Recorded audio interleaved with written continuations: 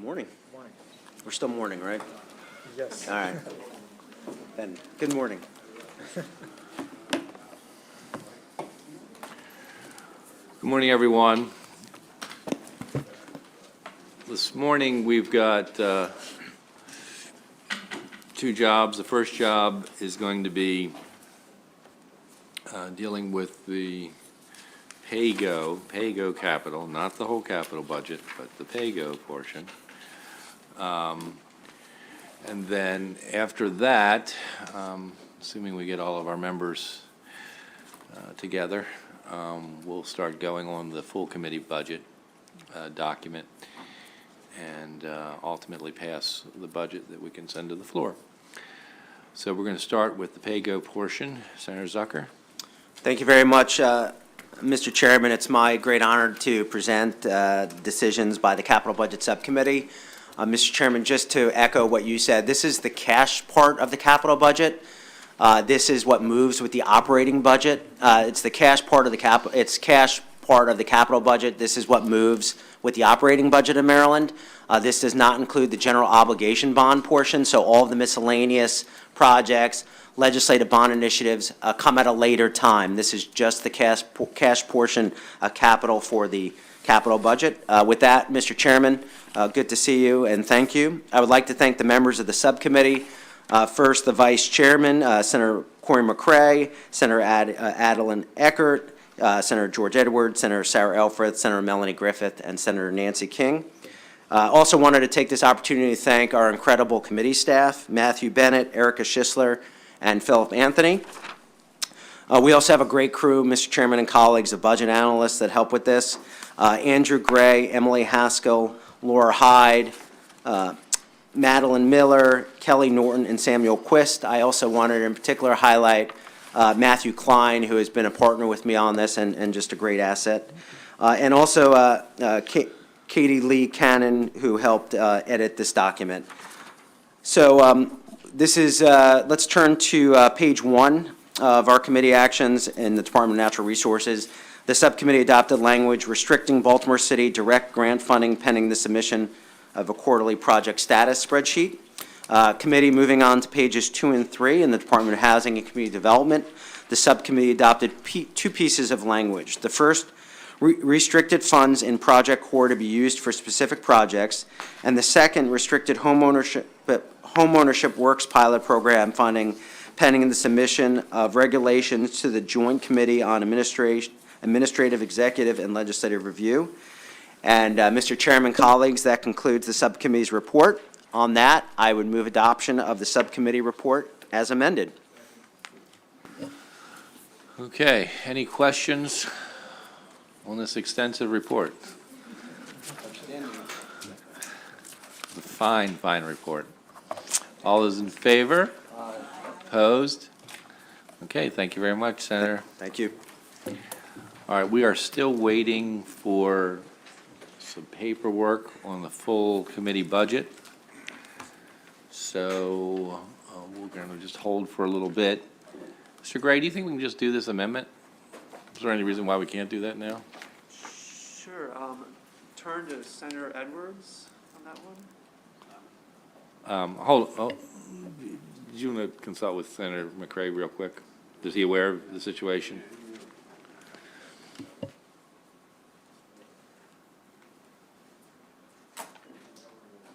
Okay, you can continue.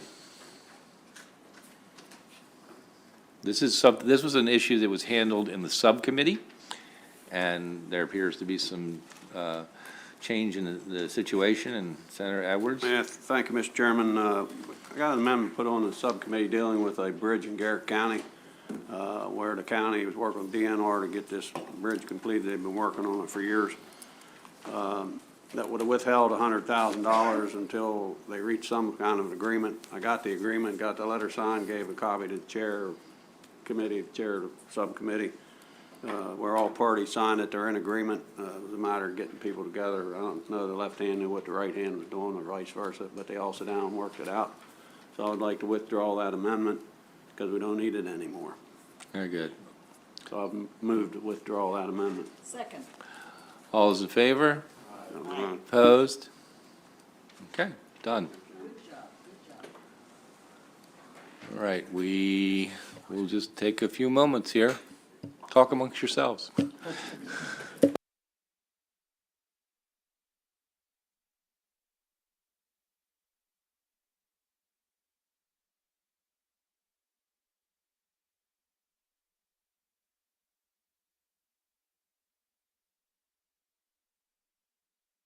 Actually, I can go over the schedule for today because it's pretty extensive. So after we handle the full committee budget, the gaming work group will meet at 1 o'clock. At 2 o'clock, we'll meet for voting from 2 until 4. Okay? And that will be what's going today. I'll point out, and I'll mention this several times, when folks see the voting list, there's a lot on it. It doesn't mean all those bills are going to end up getting passed, but it's what, at the moment, I believe we may be able to accomplish, at least in part, before crossover. So it's got everything on it for the whole week. And we're going to meet multiple times for voting. But it will give you the list so you can see what's out there. People who have questions. If there's something that was missed, you now know what's on the list for the rest of the week until crossover. So if there's something that you think you want to make an argument for that we discuss, certainly come to me and we'll see if we can work through that. Okay? And again, talk amongst yourselves.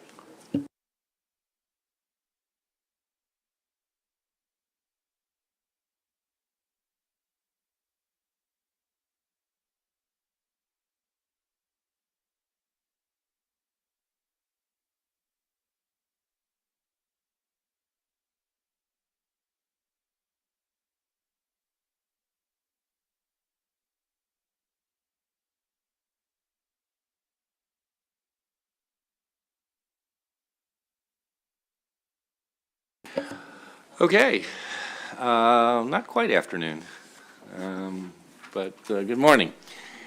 We're going to go ahead and move forward with the full committee document and the changes that we've got for that.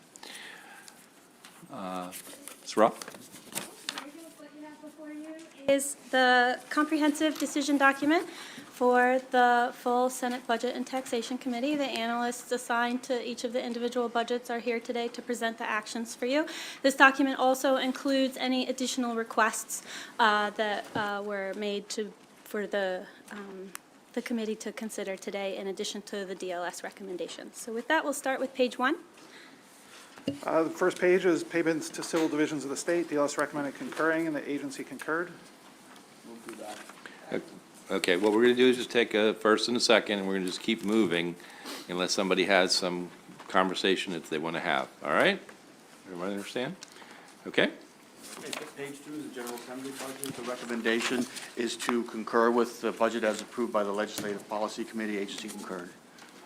Move to adopt. Okay? On page 3, there's a color page for the Governor's Office of Crime Prevention, Youth and Victim Services.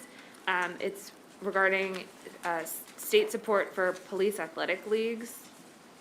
Move to adopt. Second. Okay? On page 4 in the State Board of Elections, DLS recommended to adopt narrative requesting quarterly reports on the board's major information technology development project to replace the poll book system. The agency concurred. Move to adopt. Second. Okay?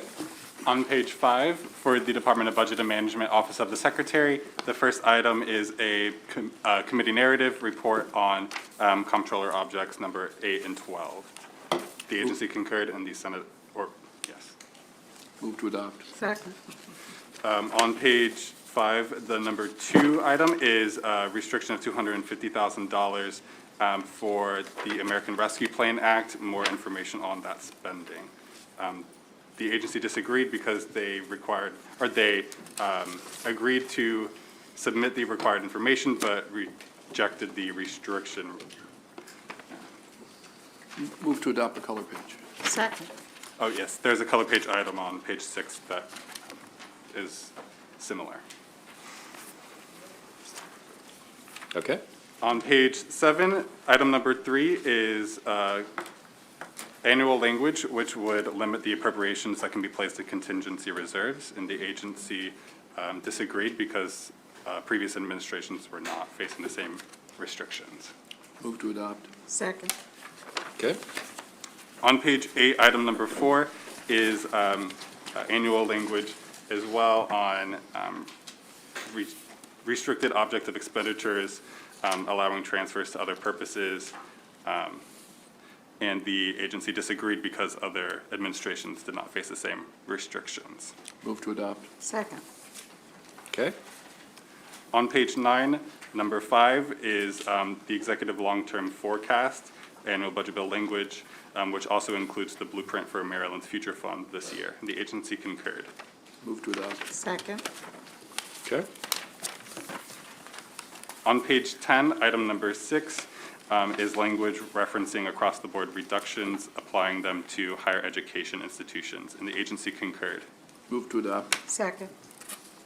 Number 7 is annual budget bill language regarding federal appropriations and the reporting of federal funds. The agency concurred. Move to adopt. Second. Okay? Number 8 on page 11 is annual budget bill language on federal fund spending, and the agency concurred. Move to adopt. Second. Okay? On page 12, item number 9 is annual budget bill language on reporting of budget bill data, or of budget data and organizational charts provided by the Department of Budget and Management. The agency concurs. Move to adopt. Second. Okay. On page 14, item number 10 is annual budget bill language on interagency agreements, and the agency concurs. Move to adopt. Second. Okay. On page 16, item number 11 is annual budget bill language regarding budget amendments, and the agency concurs. Move to adopt. Second. Next. On page 19, item number 12 is annual budget bill language requiring the maintenance of certain accounting systems, and the agency concurs. Move to adopt. Second. Okay. On page 21, there's a color page item for your consideration, which is committee narrative requesting report on infrastructure investment and Jobs Act funds. Move to adopt. Second. Okay. And, oh, that's me. On page 22, in the Department of Budget and Management Personnel, DLS recommended language that would restrict funds pending the rebasing of salary scales, as well as intent language that salary increments be provided for, and the agency concurred. Move to adopt. Second. Okay. On page 23, the DLS recommended adding language that would restrict funds pending formalization of the annual salary review process, and the agency concurred. Move to adopt. Second. Okay. On pages 24 and 25, 3 actions that all call for committee narrative requiring health insurance-related reports. The agency concurred with all 3. Move to adopt. Second. Moving to page 26, item number 6, DLS recommended language, annual language regarding workers' compensation reporting, and the agency concurred. Move to adopt. Second. Okay. Item 7 on this page is annual language requiring reporting on personnel. The agency concurred. Move to adopt. Second. Okay. On page 28 and 29, DLS recommended 2 pieces of annual language requiring reporting on position creation and abolitions. The agency concurred. Move to adopt. Second. Okay. On page 10, DLS recommended annual language requiring. Page health- 30, you mean? I'm sorry, page 30, item 10. DLS recommended language. I don't want to go requiring- back to page 10. This is requiring annual language on health insurance reporting, and the agency concurred. Move to adopt. Second. Okay. On to page 32, the State Retirement Agency. DLS recommended concurring, and the agency concurred.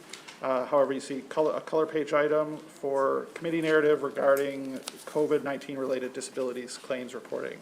Move to adopt. Second. And on page 34, in the Maryland Supplemental Retirement Plans, DLS recommended concurring, and the agency concurred. Move to adopt. Second. Okay.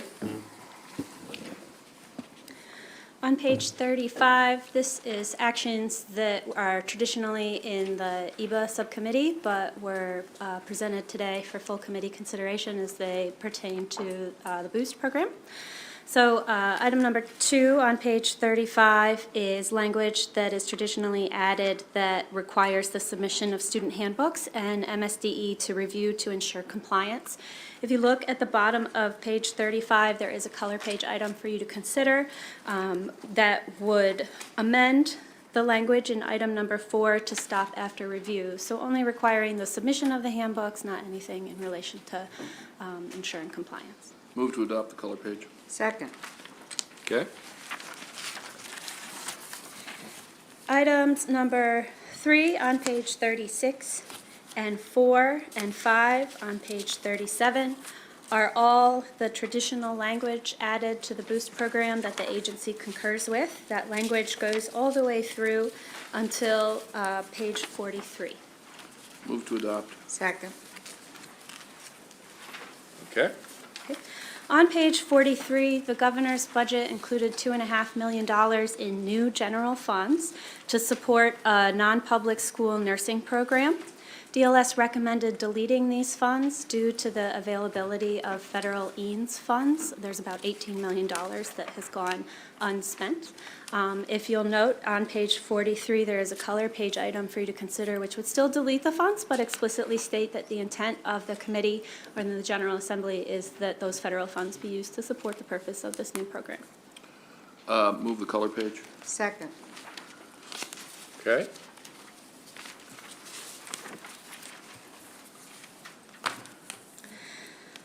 On page 44, this is in MHEC. I believe the EBA subcommittee had adopted some language in its report out and its decisions last week relating to the completion goal. I believe the intent is to withdraw that language and instead replace it with the narrative that you see here on page 44. Move to adopt. Second.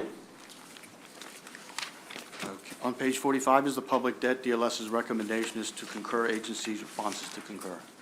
Move to adopt. Second. Okay. And finally, you have the State Reserve Fund. You see on page 46 that DLS had made the recommendation to concur with the governor's allowance.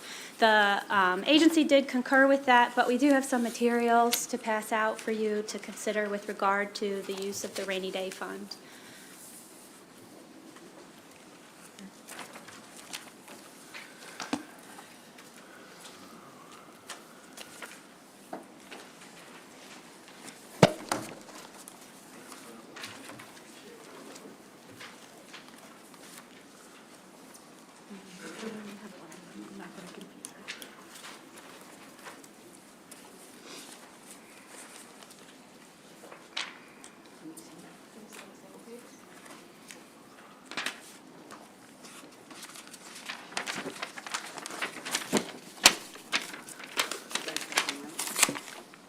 Mr. Romans, you want to, once everything gets passed out, I think it probably, unless you think otherwise, you start with the balancing strategy sheet, and then we'll go Okay, to. we should have that passed out too then.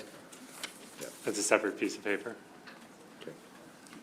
Do you have Kim, do you have the balancing strategy sheet? That could get passed out also? Oh, yeah. Okay. Yeah, everybody's Yep. got it. Okay, I just want to make sure everybody's got it. Yep, they're getting it.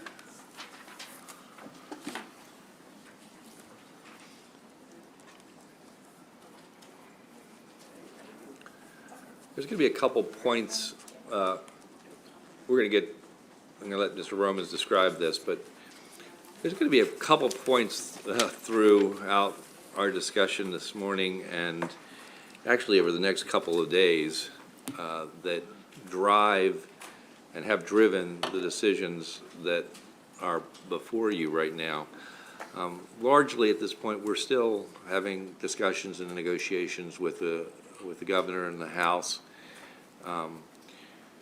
We took a number of actions that are based on the fact that we don't have an agreement right now. And these are the actions that we felt we needed to take to express the values of the Senate and the things that we wanted to move forward, knowing that we have these surplus funds. And we'll get into the details of it all. But it is quite possible, theoretically possible, that by the end of the week, we may have an agreement.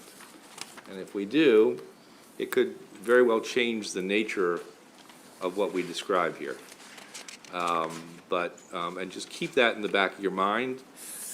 Mr. Romans and I and others may point out specific pieces of information that are sort of critical that may seem unusual in a sense, but it's all based on the fact that we ultimately hope that we come to an agreement. It's our goal. We believe in it. I think all sides want to get there, but not having one at this moment, this is how we are proceeding. Mr. Romans? All right, I guess I'll start with the balancing strategy, the one-pager that you have. So it compares what the governor's budget as the governor proposed it to where the committee is. So under both cases, you start with $738 million of general fund balance at the beginning of session before the legislation that the governor proposed related to taxes. The Board of Revenue estimates increased the revenues for fiscal '22 and '23 combined by 1.6 billion, so you have quite a bit of additional cash. And then you can see the governor had proposed his tax relief items and fee reductions. The budget and tax column shows you sort of planned uses or reserves for things that you may do in legislation. The first is a reserve for tax relief of $350 million. The second is $800 million to be deposited into the Blueprint Fund to cover future Kerwin costs. There's a set aside of $98 million, which is the rough estimate of the impact of the gas tax holiday on the Transportation Trust Fund. The expectation is the governor will submit a supplemental budget that makes the trust fund whole by giving them some general funds to backfill for the lost gas tax revenues. And then $30 million that would be deposited into the rental housing loan program fund to support, future rental housing activities. So those are sort of, that group is things that you would need to do in legislation, except for the gas tax, which would come in a supplemental, but sort of you've set aside the money to do them. And then on the spending, you've already made the budget cuts of about $13 million, and you've approved about $6 million of additions. So then you get to the fencing. You did about $14 million or so of fencing in the subcommittee reports. It's captured in there. But you should probably turn to the big fencing list, unless the chair wanted to talk more about the strategy. Okay. So turn to the fencing list document. The first page has a list that adds up to $1.3 billion, $1.3 billion and $8. That is the amount of money that is in the rainy day fund above 10%. So you are fencing all the money in the rainy day fund that exceeds 10% of general fund revenues. And the list runs down where the money would go. The biggest chunk is $700 million, and this is cash that's currently, this is money that's currently in GO bonds. These are governor's proposed capital projects. And what you're doing is saying, let's fund those out of all this cash we have in the operating. So you're shifting them from the GO program to the general fund, and you're fencing that money out of the rainy day fund. And the benefit of that is that frees up $700 million of capacity in the GO bond program for legislative priorities for capital. And there's a detailed list, I'm not going to go through it, but pages 3 and 4 show you the detail of what projects you are moving from GO to PAYGO. Let me just be clear. I believe it is the intention of the Capital Subcommittee, and I believe it will be our intention as a group, that all these projects should be funded. These need to be funded. This is a redesignation, reappropriation of how they would be paid for. Not that they shouldn't be paid for, but they should be paid for in a different way. Okay. Do you want me to walk through each of the items, Mr. Chairman? Or? I don't know that we need to necessarily, but do you want to? Would you like? No. Yeah. You want to look through the list for a minute, if anybody has any questions about any of them?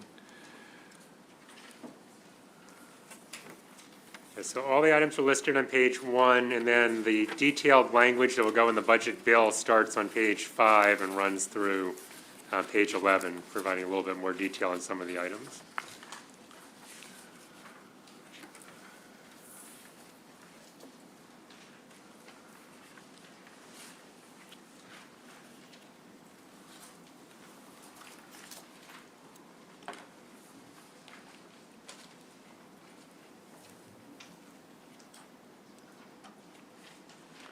Any questions about any of the items?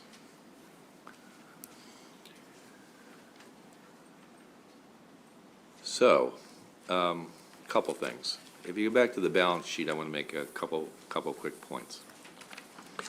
One, the tax relief, reserve for tax relief, the $350 million, it is simply a placeholder. There is no absolute decision on any of that, whether we use some of it, all of it. It's just simply a placeholder at the moment, recognizing that there's some good ideas out there that we hope we get to a good place on. The next three items, as I think in part Mr. Romans suggested, are ones that we can do the 800 and the 30, both by putting money into the funds that are appropriate and are existing out there, funds that things are already managed, like the blueprint for the 800. And of course, the 98 million was what he referred to with the gas tax. So at the end of all this calculation, you get down to the bottom, and we have $1 billion still in play. So the opportunity for some other actions clearly is there. We will want to save some portion of that bottom, probably as we reported out in the SAC committee, at least $200 million. But that still leaves a good chunk of money that is unallocated at this point, that we want to have continued discussion with our colleagues in the House and with the governor's office. So ultimately, I believe we'd like to see these fenced items handled through what we believe is over the 10% in the amount of money that's over 10% of the rainy day fund, which is another 6% of the fund, which is where you come up with that $1.3 billion. So we'd like to see those things happen, and we also want to have discussions about how to utilize the remainder portion of the budget. At the end of the day, we're putting aside a lot of money for a rainy day, and as we move forward, we'll have that ability to work with that money, both in the rainy day fund, but also what we have as the cash balance right now. And ultimately, we'll figure out where that ends as we move forward. Anyone have any questions about any of that? Senator Salling. Thank you, Mr. Chairman. I think more than anything, I think the people of the state of Maryland are going to really appreciate a gas relief. There's not going to be a person that's going to say they don't want it. I think more than anything, they would want more. And I know it's something of a conversation, but looking at that and seeing the benefit that the people are going to get, I'd like to have an opportunity to talk with you or who I need to about putting, after the month's time, that we will give this relief, looking at a sunset and seeing where we are. Because knowing that the prices will continue to go up, possibly if something in some way could be in writing of a continuation, depending on where we are, just to say, because we know that prices will continue to go up and it will be a burden to every one of us. But just saying, I think the relief is there, it's great, but if it's needed even more so, I think it would help out our people. So that's just, I think, a conversation, if it's possible, we could have. And I appreciate that, and I think everybody else does. Thank you, Mr. Chair. Good.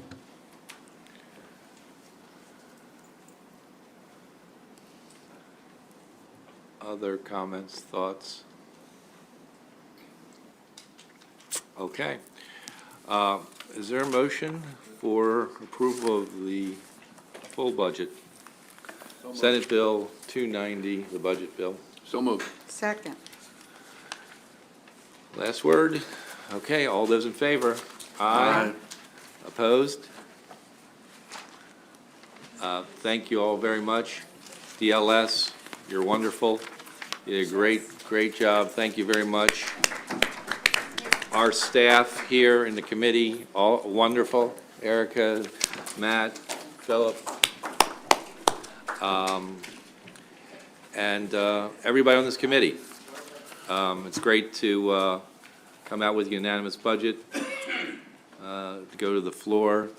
We'll go to the floor with it on Wednesday, lay it over till Thursday, and for second reader, and hopefully pass it on Friday. And hopefully, we will get further agreement, and we'll even get into an even better place. So, thank you all very much. 1 o'clock gaming group, 2 o'clock voting.